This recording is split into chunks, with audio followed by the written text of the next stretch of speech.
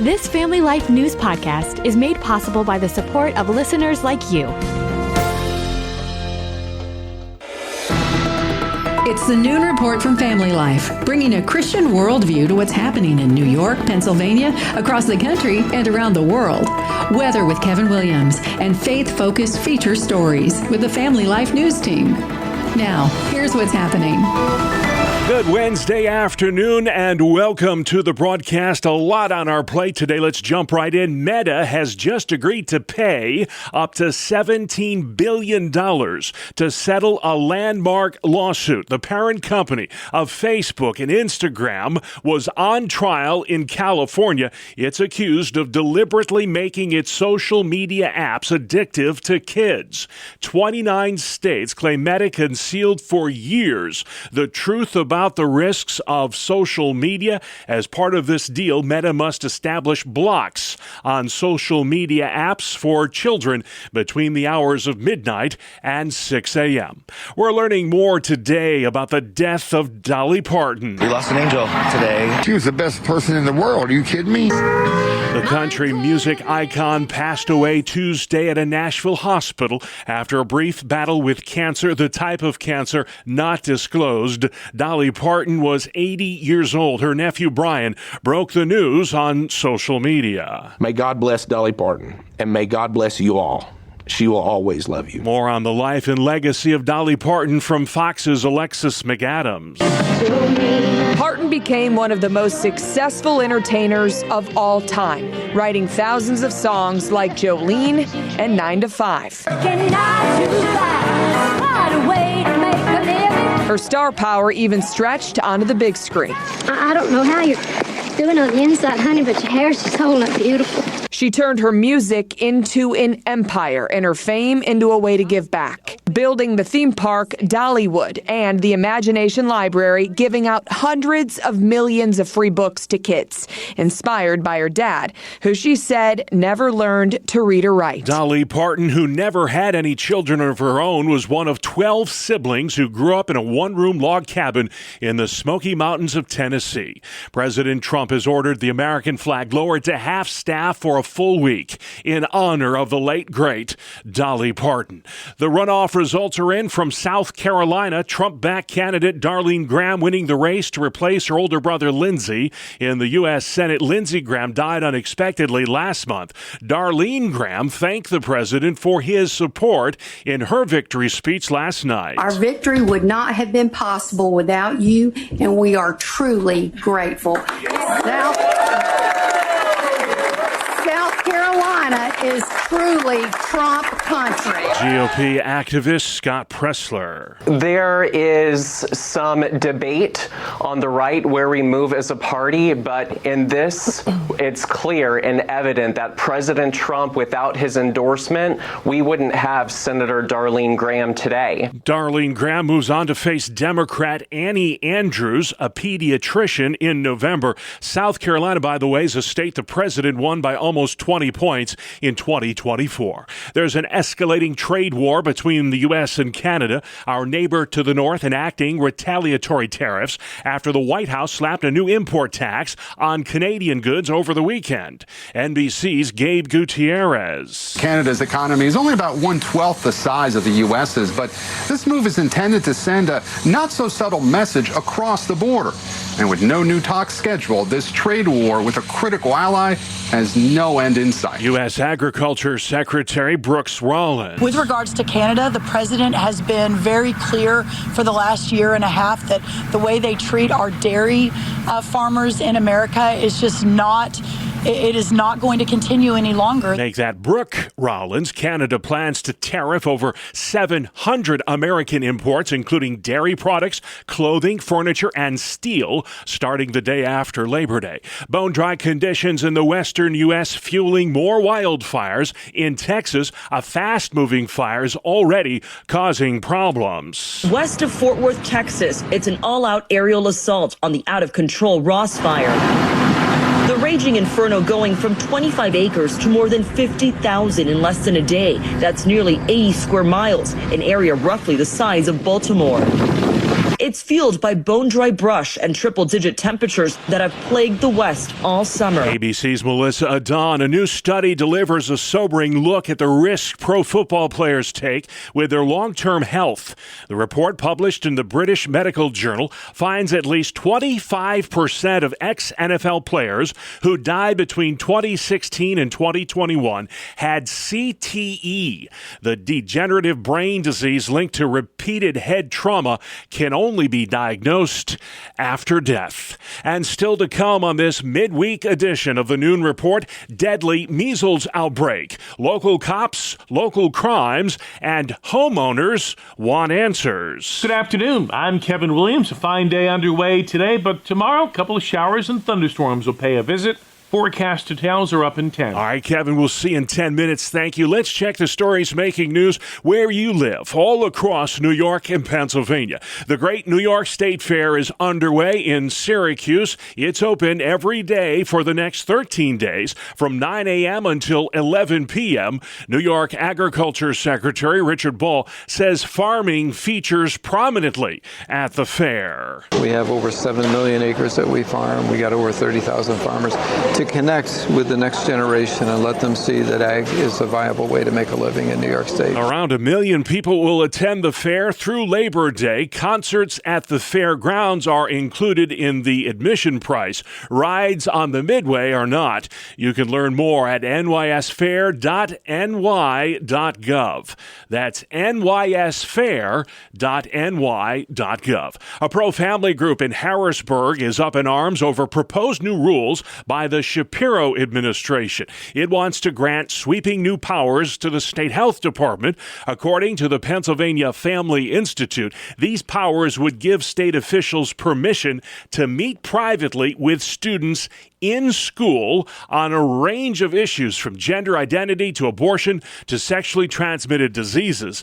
Also, healthcare providers would be required to report your vaccination status to a centralized statewide government database. 2 measles-related deaths have been reported in Lancaster County, PA. These are the first fatalities from that disease in the Commonwealth in more than 35 years. Both of the deceased individuals were not vaccinated. Governor Shapiro says this year's measles outbreak is the worst in decades. So far this year, there have been 393 confirmed cases of measles in Pennsylvania. That is the highest number of measles cases since 1992. Measles is a highly contagious virus that causes hospitalization in 20% of the people who get it. A new law in New York that restricts how ICE interacts with police is now in effect. Local cops are no longer allowed to help federal agents with civil immigration enforcement. Individuals detained by ICE cannot be held in local jails. New York Governor Kathy Hochul. Local police, local crimes. Not conducting civil immigration enforcement, not chasing inane deportation quotas. Brendan Cox is the police chief for the city of Albany and says he supports the Local Cops, Local Crimes Act. Trust directly impacts public safety. When that trust is broken, when residents fear calling the police, when victims stay silent, when witnesses refuse to come forward, we all become less safe. But not all in law enforcement support this new law. Nassau County Executive Bruce Blakeman, who's running against Governor Hochul in November, says his Long Island community will not comply. Rensselaer and Saratoga counties also will not abide by the statute. Rensselaer County Executive Steve McLaughlin. We'll see you in court, Governor, because the governor and the AG actions, because of their action, we're not left feeling safer. 15 New York County sheriffs are suing the state to try and get the Local Cops, Local Crimes Act overturned. A former New York State trooper has been charged with leaking information in a drug trafficking case. The probe resulted in the arrests of 17 people involved in a drug ring in Erie and Niagara counties. The female trooper resigned after pleading guilty to tampering with evidence. Authorities say she took photos of confidential information and then shared them with targets of the investigation. Western New York homeowners are still searching for answers about radioactive materials on their property. Here's what some told WIVB about this health scare. No one's telling us what we should do for our health, what we should get checked on, what this could mean for us in the future. That's the important question. We don't really know. They're not telling us, how bad it is, how this can harm you. I mean, there's a funeral tomorrow we're going to for my neighbor. If Kathy Hochul wants to come to that and see the reality of life, we're living it. The DEC has screened more than 700 properties for toxic agents. Nearly 500 require no further action. 30 have been referred to the EPA for additional testing. As tensions rise between the U.S. and Canada over tariff policy, President Trump's now floating the idea of renaming Lake Ontario. In a social media post, he suggested the Great Lake be called Lake America from now on. That body of water separates New York State from Ontario, Canada, and these Western New Yorkers tell Spectrum News they're not a fan of the move. There's a lot of bigger fish to catch than changing the name of Lake Ontario. The attempts to rebrand everything under the guise of nationalism feels very hokey. This would not be the first name change for a body of water during the Trump administration. Last year, the president rebranded the Gulf of Mexico the Gulf of America as part of his America First populist agenda. A Western Pennsylvania not-for-profit that provides food assistance to local residents is shutting its doors. Community Partnership Incorporated, or CPI for short, is permanently shut down due to financial hardship. The Butler-based organization helped residents purchase fresh produce at farmers markets. An audit is currently underway to examine what led to the closure. Staff members say they plan to continue distributing food boxes throughout the Butler area through the month of September. A New York State volunteer is paying homage to the late, great Dolly Parton. Peter Gannon is the president and CEO of the United Way of the Greater Capital Region. He says the country music icon made philanthropy a way of life. I hope what people remember about her the most is her heart and the way she gave back and made sure she left the world better than she found it. How about that? Since 1995, Dolly Parton's Imagination Libraries donated over 270 million books to children worldwide. She's also contributed over $1 million to the Salvation Army and gave $2 million in storm relief aid to Hurricane Helene victims back in 2024. The Pennsylvania Department of Transportation spending millions to keep a close eye on the Commonwealth's roads and the heavy trucks that use them. Family Life's Brian Query explains. PennDOT has awarded a $4.6 million contract to Quarterhill, a Toronto-based technology company, to operate more than 100 road sensors across Pennsylvania. Most of the sensors collect traffic data, but some help identify overweight commercial vehicles and potential road damage. The sensors are embedded flush with the pavement, making them nearly impossible for drivers to see. PennDOT also operates 21 weigh-in motion stations with cameras that can help identify trucks violating weight limits. Officials say the sensor data helps with enforcement and road maintenance while also helping PennDOT plan future pavement projects. Brian Query, Family Life News. Thank you, Brian. Check this out. A new poll from the New York Times, Philadelphia Inquirer, and Siena University finds more Pennsylvania Republicans have a favorable view of their Democratic U.S. Senator than their Republican U.S. Senator. The survey shows 73% of Republicans support John Fetterman. Just 63% support Dave McCormick. Sports is next. It's the 2-minute drill on the Family Life Noon Report. Good afternoon. I'm Randy Snavely. Bob, the Buffalo Bills are gearing up for their preseason finale. Josh Allen will not be starting. Not to worry, though. He's not hurt. He will, however, be calling some of the plays for the offense from the sidelines. Head coach Joe Brady made that announcement yesterday. All right, let's talk baseball. Heading to the Bronx, Yainer Diaz hit 2 home runs. The Astros rallied to beat the Yankees 9-7. That despite a 4-hit night, including a home run and 3 ribbies from Luis Garcia Jr. and a 3-run home run from Cody Bellinger. The Mets walked it off with a 3-2 win over the Brewers in 10 innings. Christopher Morel drove in the winning run. The Amazons now won 7 of their last 10. How about O'Neal Cruz? He hit a home run, but the big deal is he hit it off of Mason Miller. Miller had not given up a home run in over a year. And this one came with 2 outs in the 9th inning in a scoreless game. The Pirates beat the Padres 1-0. How about Cal Raleigh? He did it again. Hit a home run in his 4th straight at bat. Seattle went on to beat the Phillies 4-1. Elsewhere in St. Louis, a slaughter of sorts took place as the Orioles just blew out the Cardinals 13-1. Former Met Pete Alonso, 4 hits, a 3-run shot. He drove in 4 to lead Baltimore. Jarren Duran hit a granny in the 11th inning.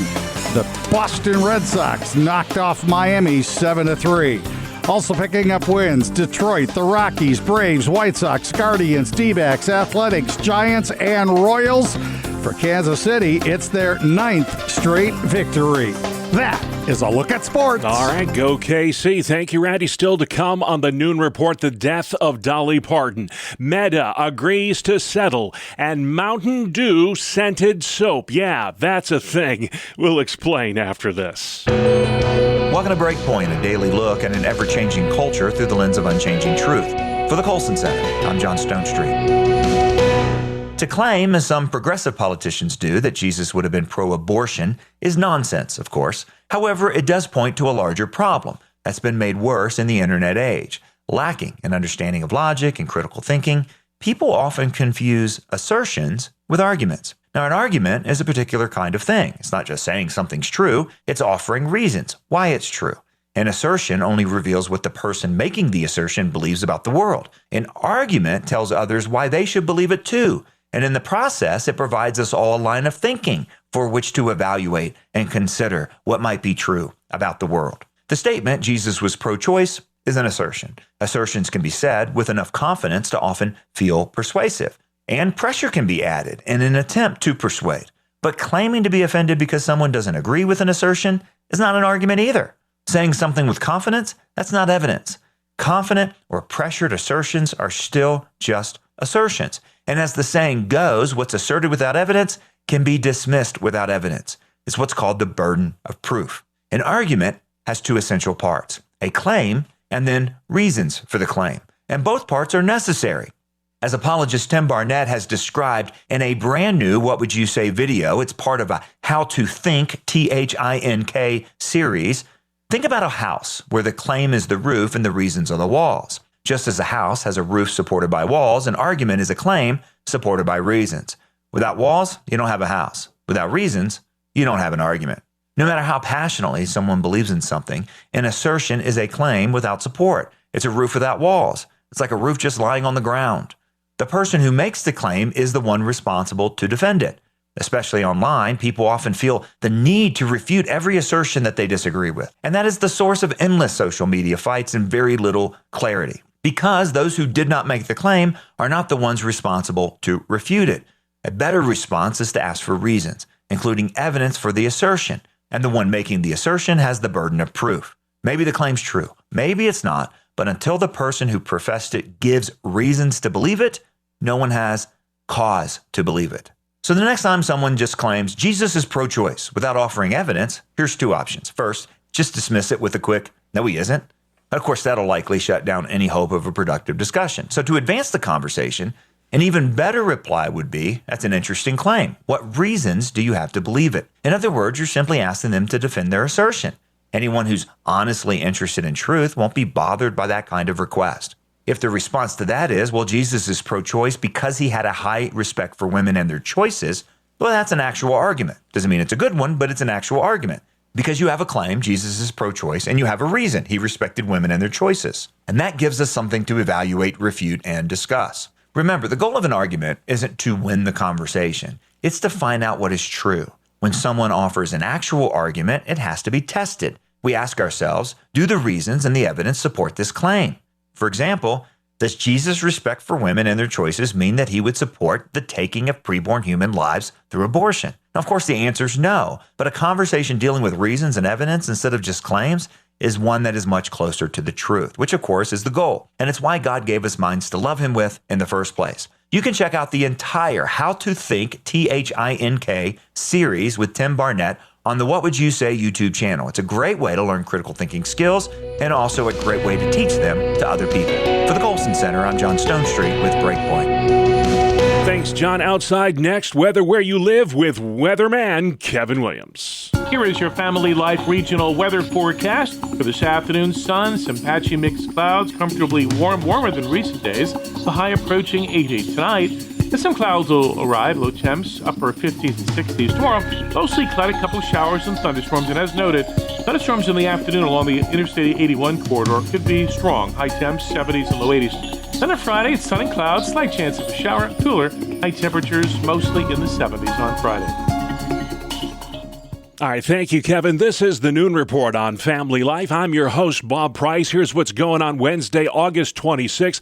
Some breaking news from Meta, the parent company of Facebook and Instagram, agreeing to pay up to $17 billion with a B dollars to settle a landmark lawsuit. Meta was on trial in California, accused of deliberately making its social media apps addictive to children.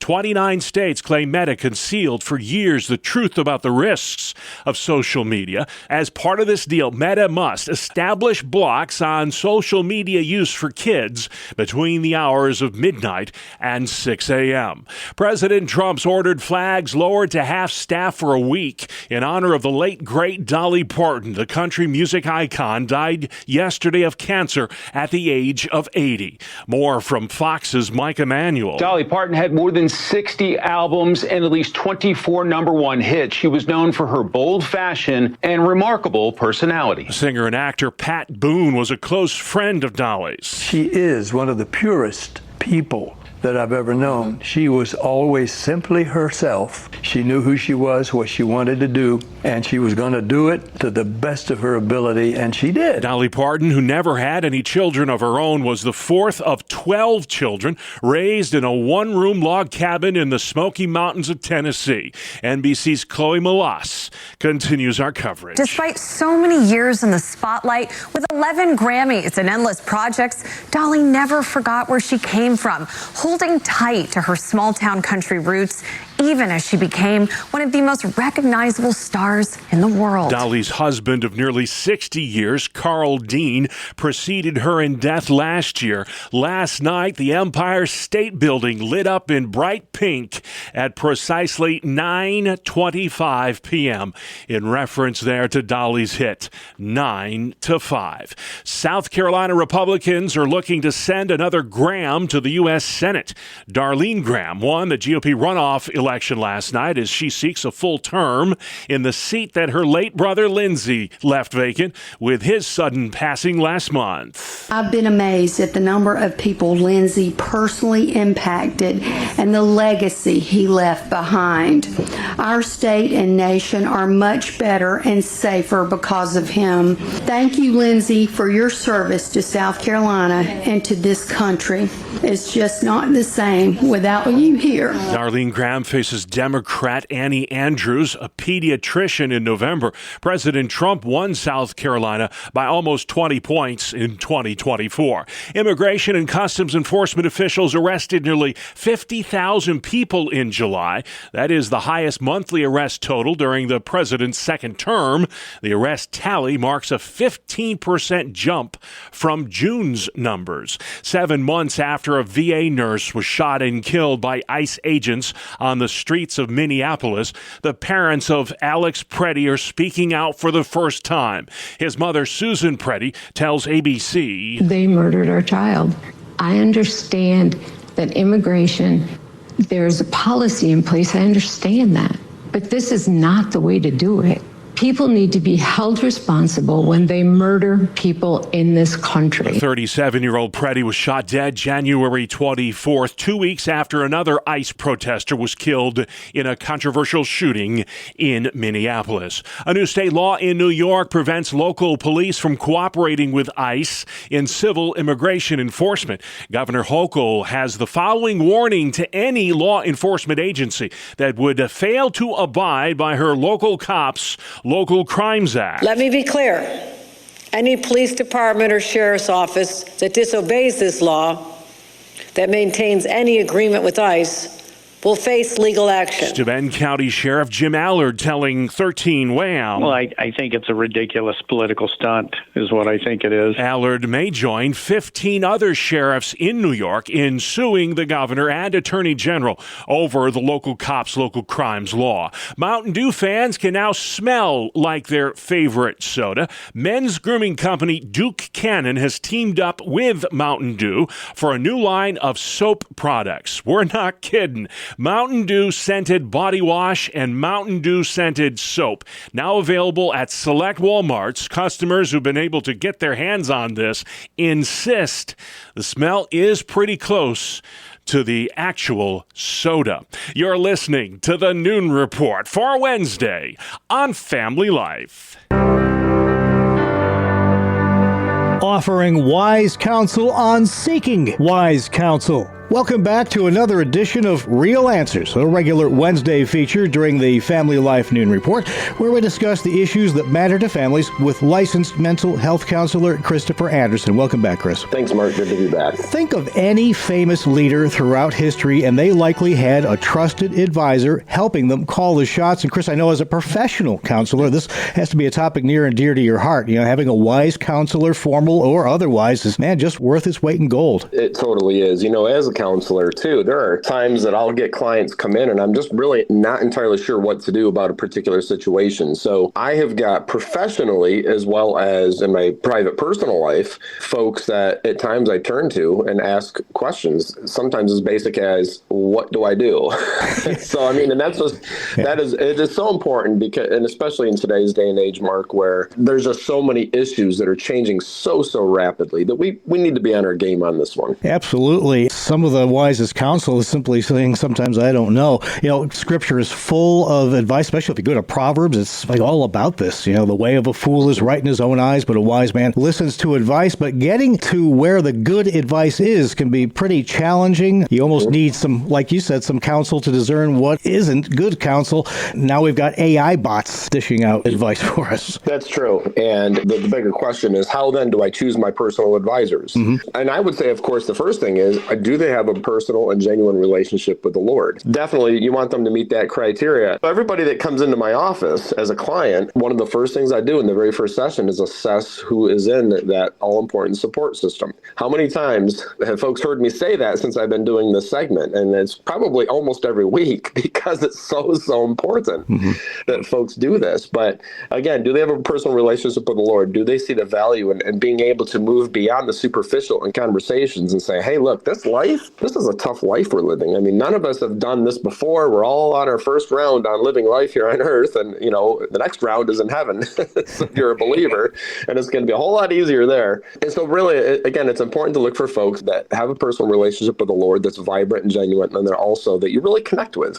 You're listening to Real Answers. I'm Mark Webster, along with licensed mental health counselor Christopher Anderson. We're talking about seeking wise counsel. I saw this written recently. I thought it was pretty good. Sincerity is not a substitute for truth. Advice given with good intentions can still be scripturally or just situationally incorrect. It can. And we have to just understand and make sure that something that sounds good really truly is lining up with Scripture. One thing too, Mark, that I really caution people against is that they're not too quick to just throw out some Scripture at them. And even if it's an accurate application of the Scripture, it can come across as being somewhat superficial, or you're not really stopping to listen to the other person. It can come across as very flippant. So we want to make sure that when we are giving people encouragement and using quotes, even if they're not Scripture, even if they're completely true, but not necessarily Scripture, that we're taking the time to really stop and listen and consider what the person's saying to us and asking us before we give a very fast answer that can really come come across as not really truly caring. Let's sum it up then. The hallmarks of a good counselor, how you can discern it, biblically sound certainly is a key. What are some of those other factors? That they are taking the time, again, to listen to what you're actually asking, that you have a good relationship with them, that you come right out and ask them and say, hey, listen, there might be times, would you be willing if I give you a call in the middle of the night if I need to? And again, this is not something that's just for folks that are having serious concerns. This is also proactively trying to assess, say, look, none of us are doing this together. Social isolation in our country is so big that people need to take the time to proactively consider this before the difficulties arise. And so having direct conversations with folks and say, hey, would you like to get some coffee and, get together and then actually discuss this actual topic with them and say, hey, I'm just trying to make sure I've got some folks in my corner. And I'd love to be in your corner too. If you ever need anything, please don't hesitate to call me. Even if it's at 2 a.m. and you really need help, I'm here for you. Making sure there's that mutuality. And again, making sure that they've got a proven track record with their faith in the Lord, that they're active in their faith, that you're seeing that says, yeah, these people really truly invest in others, and then be willing to invest in them too. That's a big part of this. Again, making sure that it's a two-way street and that folks are willing to accept your input and that they know also that you are there for them. Now, something you want to also be very careful of is this process. You shouldn't be going through it too quickly. Okay. You want to really get to know somebody before you divulge whether, especially if you're going through something very serious, because not everybody has shown that they can be trusted with sensitive information. So you want to be very careful with that as well. And that just might take some time, some coffees, some breakfast, some lunches, getting together and just building those relationships. And then eventually you'll see, yeah, this person's the real deal. I can really lean on them, trust them, respect each other's confidentiality and privacy as well, because that's an important part of it. A lot of very important advice and counsel starts with a cup of coffee and a sympathetic ear. I love coffee, man. I'll tell you what, coffee is the best way to start a relationship. Absolutely. You've been listening to Real Answers. I'm Mark Webster, along with licensed mental health counselor Christopher Anderson.